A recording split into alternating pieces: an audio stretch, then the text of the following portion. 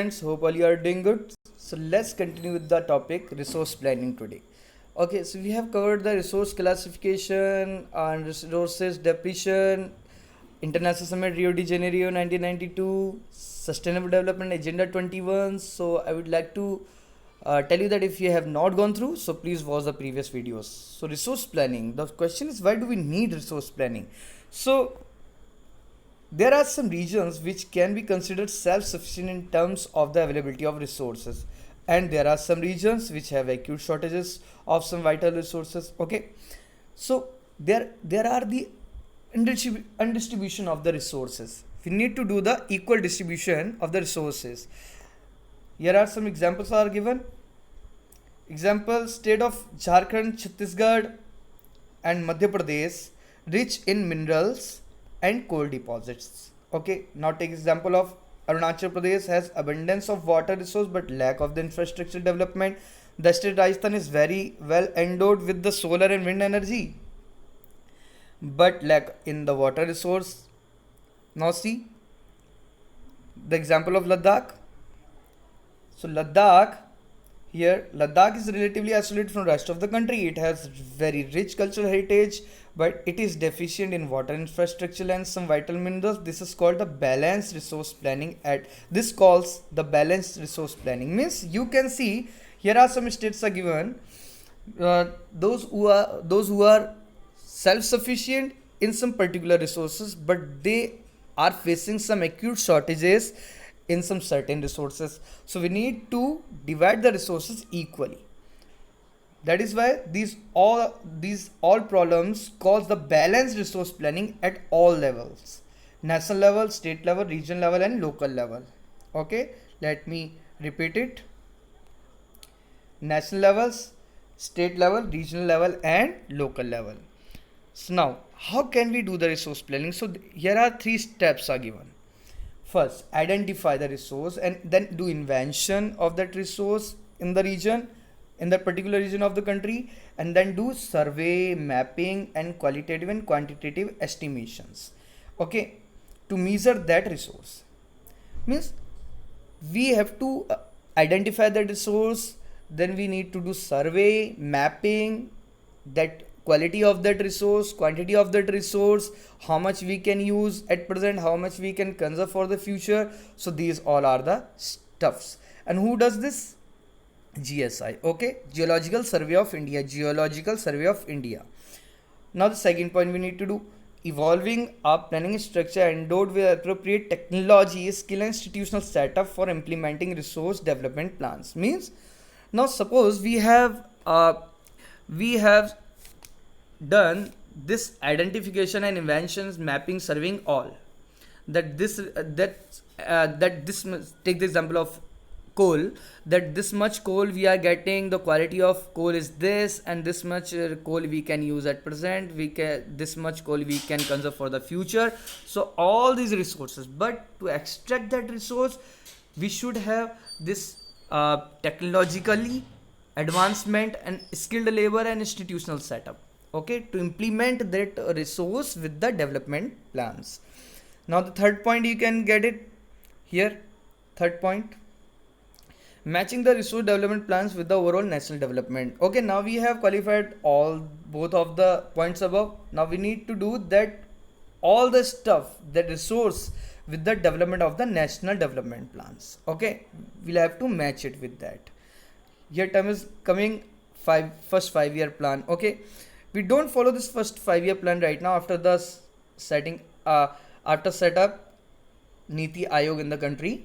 Okay, but before the just after the independence in 1951 we used to use this 5 year plan. Okay, now see conservation of the resource.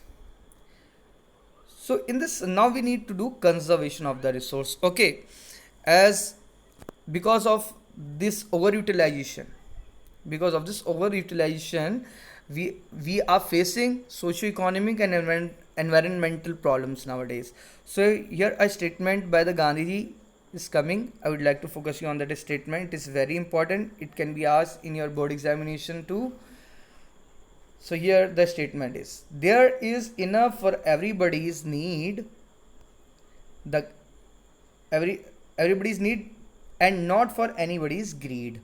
Okay, this is very important statement, please go through to again. There is enough for everybody's need and not for anybody's greed here. Okay, he placed the greedy and selfish individual and exploitative nature of modern technology as the root cause for the resource depletion at the global level.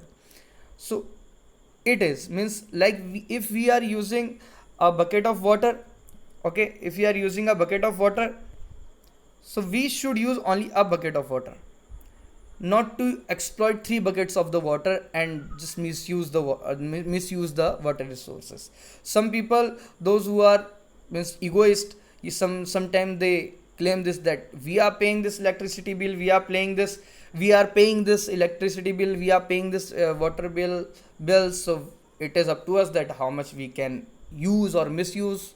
Who you are to say, to tell us? Okay, so okay, but you are not owner of that resource, that is the national resource. Okay, you are paying bill, that is another thing, but you must have the sense of responsibility. You must be an aware citizen of India. Okay, so here see this also, Gandhian philosophy once again presented by Schumacher. He was a British economist. Okay, he published a book, Small is Beautiful. In that book, he simply carry forwarded the Gandhian philosophy to utilize the resources and to live with our needs, not with our greeds. Okay, and this report is very important, Brundtland Commission report 1987. Okay, this report published, and this report introduced at very first sustainable development word, sustainable development theory. So if we talk that from where we get this sustainable development theory, so by the Brundtland Commission report we get this sustainable development theory, which was adopted by the Rio de Janeiro Summit 1992 later. Okay, subsequently one book is here, One Common Future, Our Common Future, such an advocates means of resources conservation, which was subsequently published in a book entitled Our Common Future. Okay, in this book they talk about this sustainable development. Okay, fine. Now land resources, as I had given you this pie chart in your written work, if you remember, so you can go through to this pie chart again. Okay, let me explain you here. So plains, 43% of the plains we have in our Indian subcontinent. Okay, 27% of the plateaus and 30% of the mountains. I hope all you have drawn this pie chart in your copies.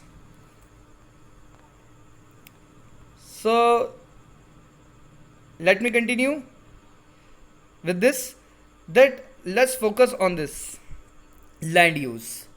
What is land use?